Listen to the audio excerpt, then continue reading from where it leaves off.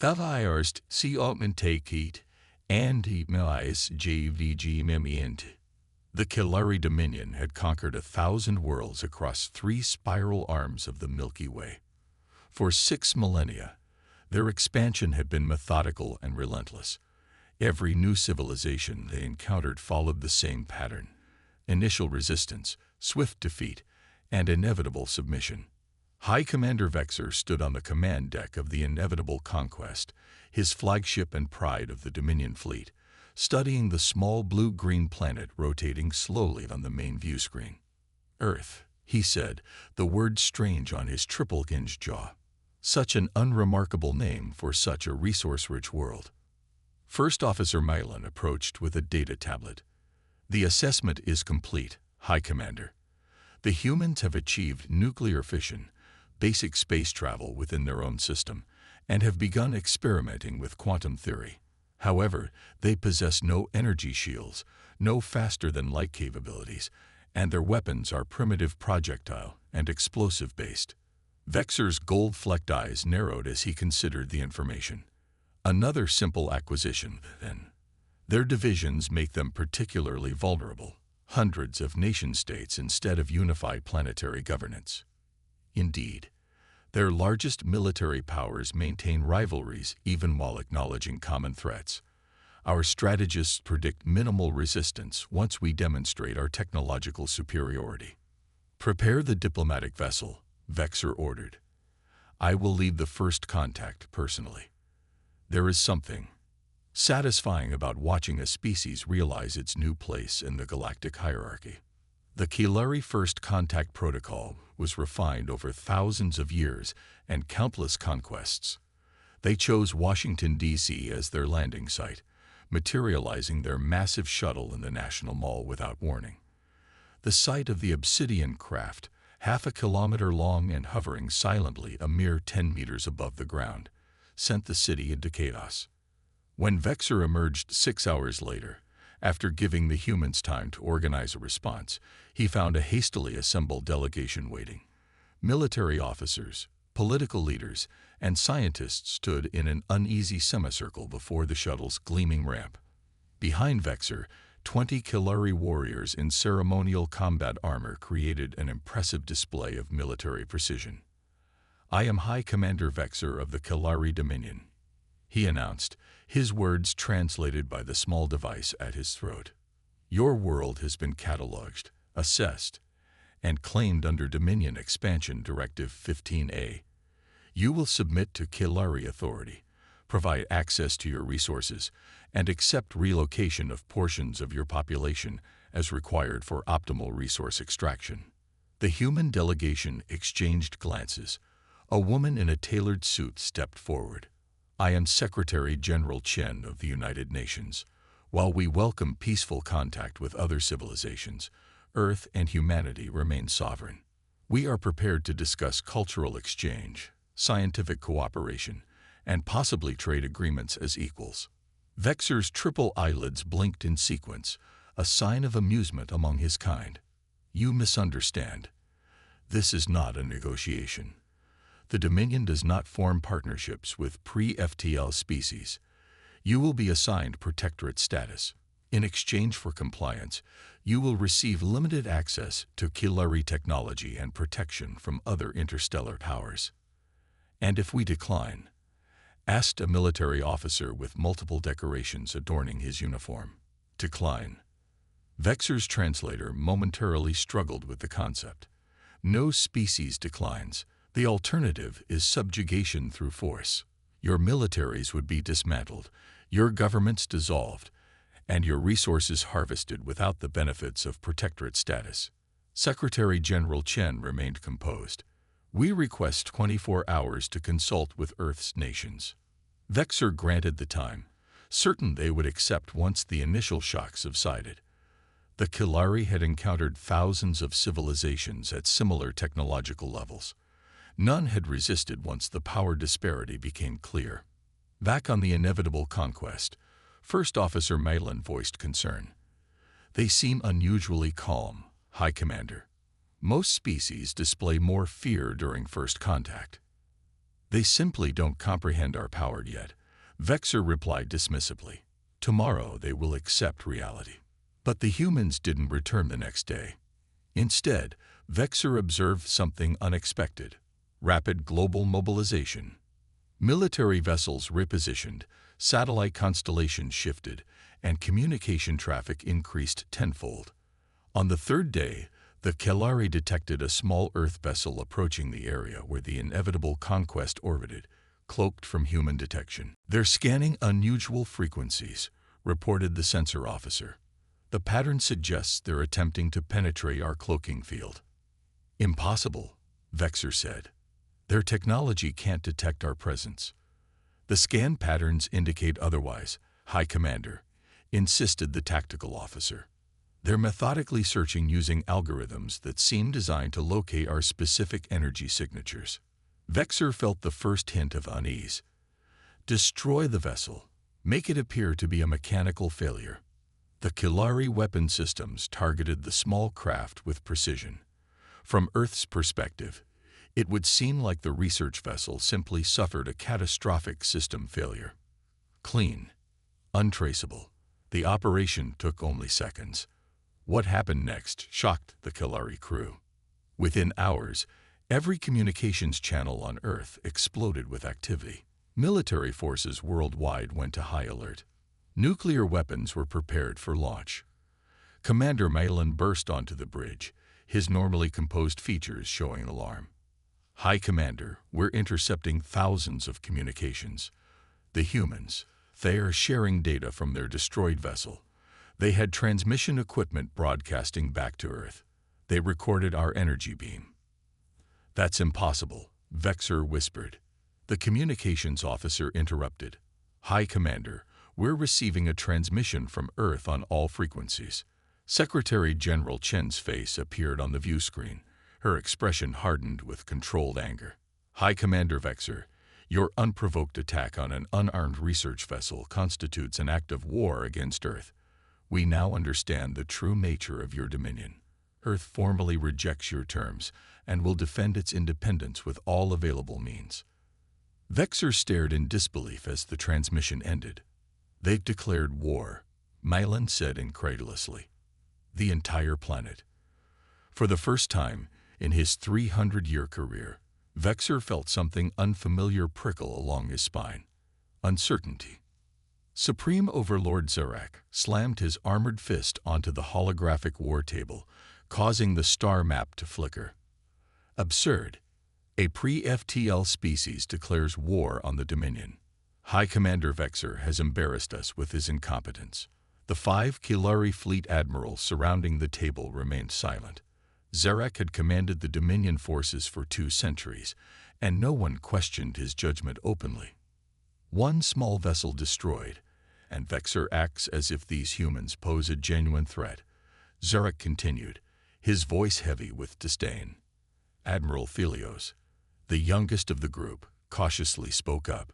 "The intelligence reports suggest they united with remarkable speed. Within hours, all their nations formed a global defense pact. That's unprecedented for a pre-FTL species." Zarak waved a dismissive hand. "It changes nothing. Deploy the 7th Fleet. These humans need to understand their insignificance in the galactic order." "The entire 7th Fleet?" Thelios asked, eyes widening. "That's 50 warships for a single planet. 49 more than necessary." Zarak agreed with a thin smile. "But the display will be educational for other potential troublemakers in the sector." Within days, 50 Kelari warships assembled at the edge of Earth's solar system. The fleet was an impressive sight. Massive vessels bristling with energy cannons and launch bays, their hulls decorated with the conquest markings of 100 subjugated worlds. Admiral Krell, commander of the 7th Fleet, addressed his captains from the bridge of his flagship, the Dominion's Glory. At over 3 kilometers long, it was among the largest dreadnoughts in the Kelari arsenal. "Our mission is straightforward," Krell said, his voice traveling through the communication network. "We will enter their system, obliterate their military capabilities, and accept their surrender. The Overlord wants this planet's resources intact, so avoid destroying population centers unless absolutely necessary. Captain Lorix, veteran of the Proxima campaigns, raised a question. Intelligence suggests they may have recorded detailed images of our technology from the research vessel incident. Should we be concerned? Krell laughed, a harsh sound that reverberated through the command deck. They had mere seconds of footage before their ship was vaporized. What could they possibly learn? Even if they glimpsed our energy weapons, they couldn't hope to replicate them with their primitive science. The Kilari fleet moved into the solar system with methodical precision. They passed the gas giants without incident, destroying human probes and research stations as they advanced. No resistance materialized as they approached the asteroid belt between Mars and Jupiter. No opposition yet, Captain Lorix noted. Perhaps they've reconsidered their declaration of war. Admiral Krell nodded. Sensible, if disappointing. I was looking forward to demonstrating real power to these humans. The fleet continued inward, spreading into attack formation as they passed Mars. They detected abandoned bases on the Red Planet, but no defensive positions or weapons platforms. This is strange, Lorix said as they approached Earth orbit. Where is their defense fleet? Perhaps hiding behind their moon, Krell suggested. A primitive attempt at ambush. As the fleet moved into Earth orbit, sensors remained quiet. No ships, no defense systems. Scan the planet's surface, Krell ordered. They must have some defense plan. The sensor officer responded with confusion. Admiral, I'm detecting unusual energy signatures throughout their solar system, inside hollow asteroids, concealed in the atmospheres of gas giants, even powered down and drifting among space debris. Before Krell could respond, the tactical officer shouted, multiple objects approaching at high velocity. From hiding places throughout the solar system, human ships appeared. They were smaller than Kilari vessels, but surprisingly numerous and maneuverable. The humans had hidden their fleet in plain sight, using the very debris field of their destroyed satellites as cover. The first wave of human attacks hit with surprising coordination. They didn't use energy weapons but instead fired physical projectiles, simple in design but devastatingly effective against shields calibrated for energy attacks. A Kilari cruiser exploded as multiple projectiles breached its hull. Impossible, Krell shouted. Their weapons shouldn't penetrate our shields. Captain Lorix analyzed the battle data. They've modified the projectiles. The design. It's calibrated to our shield harmonics. They've somehow adapted their weapons to bypass our defenses. From seconds of footage, Krell asked in disbelief. Another explosion rocked the fleet as a second Kilari ship was destroyed. They're not fighting conventionally, Lorix reported as debris scattered across his view screen. They strike and disappear before we can target them. No formation, no predictable patterns. Krell ordered the fleet to regroup, but the human vessels continued their hit-and-run attacks, appearing from seemingly nowhere, firing their modified weapons, and vanishing before Kilari gunners could lock on. They're sacrificing their own ships as decoys, Lorix observed, watching as a human vessel deliberately drew fire, allowing 3 others to attack from different angles. The pilots must know it's suicide, yet they do it willingly. The impossible resistance. Admiral Krell sent a priority transmission to Dominion Command. The humans display unprecedented tactics and sacrifice themselves willingly to achieve tactical advantage. I've never seen anything like it. Request reinforcements immediately. Before Command could respond, a new threat emerged. The humans had hidden larger vessels behind their moon. These ships now launched what appeared to be boarding pods toward the Kilari fleet. Target those pods, Krell ordered, but they were too small and too numerous. Several attached to the hull of the Dominion's glory itself. Alarms blared as security teams reported breaches on multiple decks. How did they get through our shields? Krell demanded. The pod's outer shells, Lorix explained, studying the sensor data.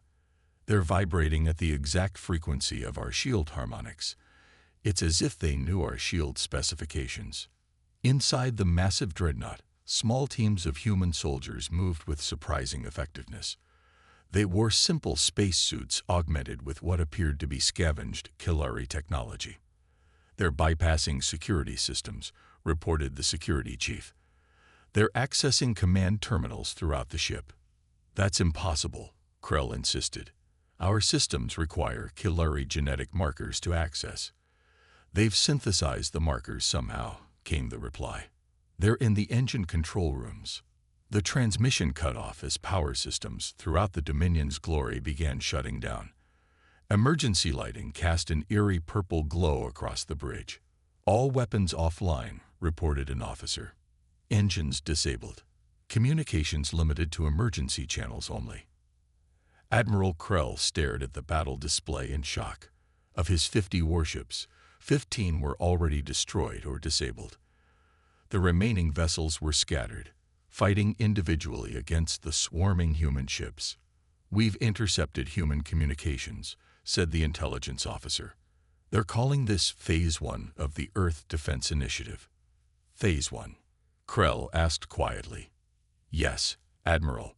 They're already discussing Phase 2. As the disabled Dominion's glory drifted in Earth orbit, human engineers boarded in greater numbers. They moved through the massive vessel with purpose, documenting everything, taking samples of technology, downloading data from computer systems. Captain Lorix watched them through security cameras that still functioned. "They're not just capturing the ship," he realized with growing horror. "They're studying it, learning from it."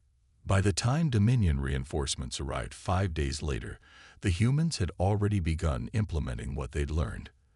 Their new vessels incorporated elements of Killari design, but with modifications that made them more effective in combat. The greatest technological power in the galaxy had unwittingly handed its secrets to a species that learned faster than any the Dominion had ever encountered. Intelligence Director Naram paced nervously outside the Dominion High Command chamber. The data tablet in his hand contained his latest report, one he did not want to deliver.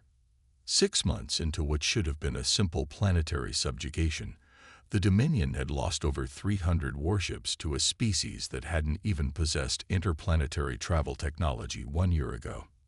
The massive obsidian doors swung open. Inside, 12 Dominion admirals sat around a circular table. Supreme Overlord Zarak himself attended via hologram, his stern face flickering blue in the center of the room. "Director Naram," Zarak said, "explain these failures." Naram stepped forward, trying to keep his hand steady. "Your Eminence, the human situation has evolved in unexpected ways." "Unexpected?" Admiral Thelios interrupted. "They've destroyed a third of our fleet. They've pushed our forces back across 4 sectors." Naram activated his presentation. Holographic images of human soldiers and ships appeared above the table. After studying captured humans and analyzing their history, Naram began, "We've identified several factors that make them uniquely dangerous." He displayed an image of ancient humans with primitive spears. First, their evolutionary path. Humans evolved as persistence hunters. "What does their ancient hunting have to do with space warfare?" asked an admiral. "Everything," Naram replied. "They pursued prey until it collapsed from exhaustion. This mentality carries into their warfare. They never stop coming. Where other species retreat after heavy losses, humans simply adapt and attack again." He showed footage from a recent battle where human ships had taken 80% casualties, but continued fighting until they achieved their objective. "Their pain tolerance exceeds that of most known species," Naram continued, "and they will accept catastrophic losses if they believe victory is possible." In one engagement, humans deliberately sacrificed 23 ships to destroy one of our command centers. Admiral Thelios stood up. "Their command structure makes no sense. They have central leadership, yes, but field commanders make independent decisions we cannot predict." Naram nodded. "Dominion forces follow standard battle protocols established millennia ago. They're effective against conventional enemies, but humans..." He shook his head. "A human commander will change tactics mid-battle based on instinct or opportunity. Our predictive algorithms cannot account for this. The Overlord's hologram leaned forward. You're saying they're unpredictable barbarians. With respect, Eminence, it's more complex, Naram said. They have thousands of cultures with different approaches to problem solving. When one strategy fails, they simply try another. Naram displayed images of human ships. The earliest models were crude, clearly rushed into production, but the newer vessels showed significant advancement, incorporating Kilari technology, but modified in ways the Dominion's engineers considered illogical or inefficient. Yet these inefficient designs outperform our vessels in combat, Naram admitted. They think differently. They see possibilities we don't. The Overlord's expression darkened. How are they spreading so quickly? Their planet was pre-FTL less than a year ago. Naram hesitated before answering. The captured Dreadnought Dominion's glory contained complete schematics for our FTL systems. Humans reverse-engineered the technology within weeks. Impossible, shouted an admiral. Our best scientists took centuries to develop that technology. They don't adhere to conventional scientific methods, Naram explained. They tinker. They try combinations our scientists would consider absurd. Many fail, but some work. He showed footage of a human engineer connecting seemingly incompatible systems in ways that should have exploded but somehow functioned. Most concerning, Naram continued, humans have begun contacting species under Dominion control. He displayed a map showing 37 star systems where rebellions had erupted. The Viridians were first, Naram said. Humans shared weapons and tactics with them. Within weeks, Viridian resistance cells formed throughout their homeworld. The Viridians have been peaceful servants for 7 centuries, the Overlord said. The humans told them stories of their own history, Naram replied, of colonized peoples who fought for independence. They're spreading ideas. Admiral Thelios slammed his fist on the table. We should deploy planet killers. Destroy Earth and end this. Too late, Naram said quietly. Humans have established colonies on 31 worlds already. They've dispersed their government, military command, and production facilities. There is no single target we can strike. A junior officer entered the chamber and whispered something to Admiral Thelios, whose eyes widened. What is it? The Overlord demanded. The human advance has reached the Proxima Gateway, Thelios reported. The room fell silent. The Proxima Gateway was one of the Dominion's most valuable strategic assets, a faster-than-light transit hub that connected directly to the Kilari homeworld. How many ships do we have defending it? The Overlord asked. 1,200, Thelios replied. Our strongest defensive fleet. Naram's data pad beeped with an incoming report. His hand trembled as he read it. Director, the Overlord prompted. Humans have developed a new weapon, Naram said, his voice barely audible. They've modified our own shield technology to create disruption fields. Explain, the Overlord commanded. They generate a field that temporarily disables our ship's power systems, Naram said. The effect lasts only minutes, but that's all they need, Thelios finished grimly. Naram nodded. The first reports suggest they've already breached the outer defenses of the Proxima Gateway. The Overlord's hologram flickered as he stood. I want every available ship redirected to Proxima. Every reserve unit mobilized. If we lose the gateway. An admiral raised his hand. Eminence, pulling ships from other fronts will leave dozens of systems vulnerable. The Overlord's face hardened. The gateway is all that matters now. Naram cleared his throat. There's one more thing, Eminence. He displayed footage of a Dominion prison world where the Kilari sent their most troublesome subjects. 3 days ago, humans liberated the detention facilities on Tartarus Prime. Liberated? Those are dangerous criminals. An admiral protested. The humans don't see it that way, Naram replied. They view them as political prisoners. They've already armed them and incorporated them into their fleets. The Overlord's hologram began to pace. How many species have joined them? 53 so far, Naram admitted. Mostly ones from the outer rim, but some from the core regions as well. Through the chamber windows, Naram could see the Dominion capital stretching to the horizon, a city that had stood unchallenged for 10,000 years. For the first time, he wondered if it would survive another decade. There's a deeper problem, Naram continued. Most species the Dominion conquered over the centuries had hierarchical societies similar to our own. Their people were accustomed to taking orders from above. Once their leaders surrendered, resistance collapsed. He displayed images of Earth's varied governments. Humans have experimented with countless governance systems throughout their history: monarchy, democracy, oligarchy, theocracy, even anarchy. Even if we eliminated their formal leadership, they would simply reorganize.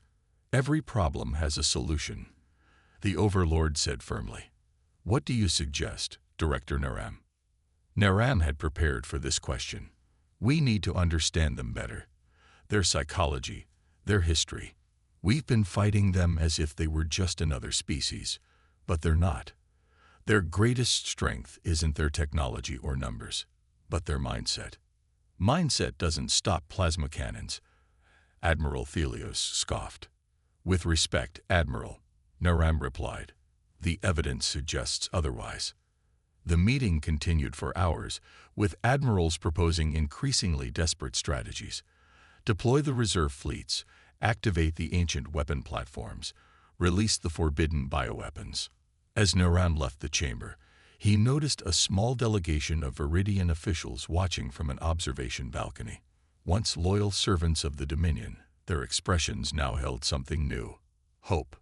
That night, as Naram returned to his office, he found his personal terminal flashing with an unexpected message: a direct communication request from Earth's Unify Command.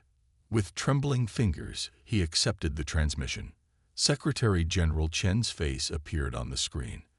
Behind her stood a diverse group of humans and representatives from a dozen formerly subjugated species. Director Naram, she said without preamble, we understand you've been studying us. Perhaps it's time we had a real conversation, not as conqueror and conquered, but as equals. The galaxy is changing. You can be part of that change, or you can be swept away by it. For the first time in his long career, Naram made a decision not based on Dominion protocols. I'm listening, he said. The age of the Kalari Dominion was ending, the age of humanity, and the unlikely alliance they were building had just begun.